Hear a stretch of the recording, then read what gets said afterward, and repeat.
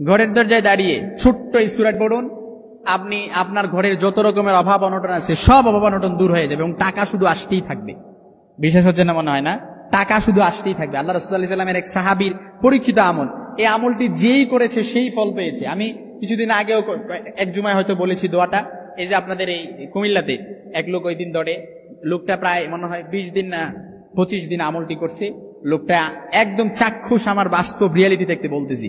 এই লোকটা বলে, হুজুর আপনি একটা আমলের কথা বলছিলেন, ঘরের দরজায় দাঁড়িয়ে এই ছোট্ট সূরাটা আমি পড়ছি, ইনশাআল্লাহ 20-25 দিন পড়ছি।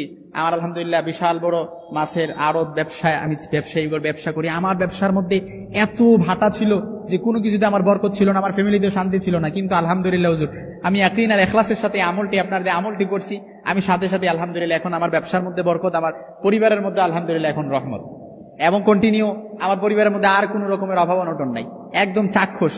এই যে কিছুদিন আগে আমাকে বললো, এই জন্যই এই ঘরের দরজায় দাঁড়িয়ে ছোট্ট সূরাটি যদি আপনারা প্রতিদিন ইখলাসের সাথে আপনি 20 দিন 21 দিন কিংবা 40 দিন আমলটি করেন, কিংবা তার চেয়ে কমও করেন, আপনি দেখবেন ইনশাআল্লাহ পরিপূর্ণ ইখলাস, আপনার ইখলাস যত, ধারণা যত শক্ত হবে, আমলটা তত তাড়াতাড়ি কবুল হবে।